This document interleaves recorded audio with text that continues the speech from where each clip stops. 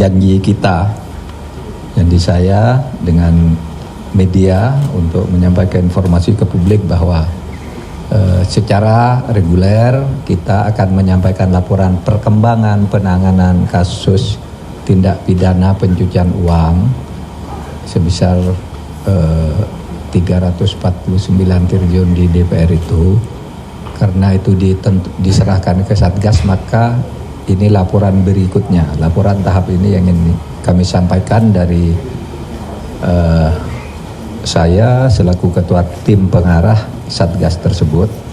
Hari ini mengadakan rapat mendengarkan laporan yang dihadiri oleh para pejabat-pejabat terkait. Ada Deputi Bidang Hukum dan HAM sebagai ketua, kemudian ada Deputi Bidang Koordinator Kamtibmas Kemenko Polhukam dan Direktur Analisis Pemeriksaan PPATK sebagai sekretaris tim, dan ada Pak Kepala PPATK Pak Ivan Gustiavandana. Dari tenaga ahli yang sudah menganalisis ini hadir Bapak Yunus Hussein, Bapak Muhammad Yusuf, keduanya mantan Kepala PPATK, kemudian Bapak Rimawan Pradiptyo, pakar dari UGM, dan ini banyak. Ada Ibu Wuri Handayani, Bapak Topo Santoso, Bapak Gunadi, Bapak Danang J. Widoyoko, Ibu Mutia Gani Rahman, Mas Ahmad Santosa, Ibu Ningrum Natasha Sirait, dan Kepala atau Ketua Pokja 1, 2 juga hadir di sini Dirjen Bea Cukai Kementerian Keuangan, ada Direktorat Jenderal Pajak Kementerian Keuangan, dan perwakilan penyidik dari Jampitsus Kejaksaan Agung dan Polri ya. Oh ya, Polri. Baik. Laporannya begini. Satgas TPPU terus bekerja untuk memastikan tindak lanjut atas penyelesaian 300 LHA, laporan hasil analisis, strip LHP, laporan hasil pemeriksaan, dan informasi dari PPATK terkait dengan Kementerian Keuangan sebesar 349 triliun rupiah, khususnya terhadap nilai transaksi sebesar 189 triliun yang merupakan transaksi terbesar dalam kasus importasi emas. Setelah diadakan pendalaman antara Satgas TPPU, Ditjen Bea Cukai, Ditjen Pajak bersama KPK, dan tentu ada Kejaksaan Agung dan Polri di tim ini, ditemukan hal-hal sebagai berikut. Penyidik Direktorat Jenderal Bea Cukai meyakini telah memperoleh bukti permulaan terjadinya tindak pidana kepabeanan dalam penanganan surat yang dikirimkan oleh PPATK nomor SR 205/2020 dengan nilai transaksi mencurigakan sebesar 189 triliun rupiah. Penyidik telah menerbitkan surat perintah penyidikan bernomor 7 tanggal 19 Oktober 2023 dengan dugaan pelanggaran Undang-Undang Kepabeanan dan Undang-Undang Tindak Pidana Pencucian Uang, serta sudah menyampaikan surat pemberitahuan dimulainya penyidikan atau SPDSP kepada Bidang Pidana Khusus Kejaksaan Agung Republik Indonesia. 2. Transaksi emas dalam periode 2017 sampai dengan 2019 melibatkan 3 entitas terafiliasi dengan grup SB. SB ini inisial orang yang bekerja sama dengan perusahaan di luar negeri.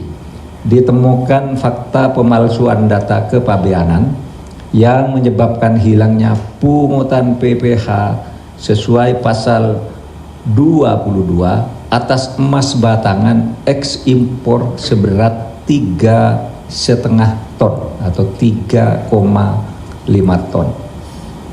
Tiga, modus kejahatan yang dilakukan adalah mengkondisikan seolah-olah emas batangan yang diimpor telah diolah menjadi perhiasan dan seluruhnya telah diekspor.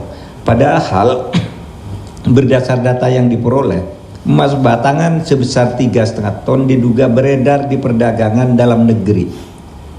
Dengan demikian, Grup SB telah menyalahgunakan surat ketetapan bebas PPh pasal 22. Keempat, Direktorat Jenderal Pajak juga memperoleh dokumen perjanjian tentang pengolahan anoda logam dari salah satu BUMN yaitu PT Antam ke Grup SB PT LM pada tahun 2017 yang diduga perjanjian ini sebagai kedok dari Grup SB untuk melakukan ekspor barang yang tidak benar. Saat ini masih ditelusuri jumlah pengiriman anoda logam dari PT ATM ke PT LM dan pengiriman hasil olahan berupa emas dari PT LM ke PT ATM untuk memastikan nilai transaksi yang sebenarnya. Yang kelima, Direktorat Jenderal Pajak memperoleh data bahwa Grup SB melakukan SPT secara tidak benar, sehingga Direktorat Jenderal Pajak menerbitkan surat pemerintah pemeriksaan bukti permulaan atau Penbukper tanggal 14 Juni tahun 2023 terhadap 4 wajib pajak Grup SB. Data sementara yang diperoleh terdapat pajak kurang bayar beserta denda yang diperkirakan mencapai ratusan miliar rupiah untuk Grup SB. 6. Dalam menjalankan bisnisnya, SB memanfaatkan orang-orang yang bekerja padanya sebagai instrumen untuk melakukan tindak pidana kepabeanan, perpajakan, dan tindak pidana pencucian uang. Dan terakhir, PPATK telah menyerahkan data tambahan transaksi keuangan mencurigakan yang berasal dari puluhan rekening Grup SB kepada Direktorat Jenderal Pajak untuk dilakukan analisis kebenaran pelaporan pajaknya. Saudara, itulah perkembangan tentang penanganan kasus tindak pidana pencucian keuangan yang dulu sempat gaduh di DPR. Jadi ini terus berlanjut. Memang penanganannya terpisah-pisah karena itu melibatkan 300 surat. Banyak yang sudah ditindak dari kasus ini, misalnya Rafael Alun, saudara tahu. Angin Prayitno juga saudara tahu ada di dalam 300 surat itu. Sekarang sudah. Kemudian di berbagai tempat, di Bandara Suta misalnya juga sudah ditangani. Kemudian ada pemecatan secara administratif, mutasi, penurunan pangkat dan sebagainya, sudah ada semua. Tapi pidananya harus terus dilanjutkan. Dan banyak yang bertanya, mengapa lama? Saudara, penegakan hukum itu memang lama karena harus hati-hati agar orang yang tidak salah tidak menjadi korban. Beda dengan kejahatan. Kejahatan itu bisa dilakukan orang dalam 1 menit, tapi kejahatan yang 1 menit itu kalau disidik ke proses hukum bisa memakan waktu berbulan-bulan bahkan tahunan. Jadi 1 menit bisa dibanding tahunan antara kejahatan dan penegakan hukum itu. Nah, itu saja laporan dari saya. Terima kasih. Assalamualaikum warahmatullahi wabarakatuh. Sudah Pak ya? Pak.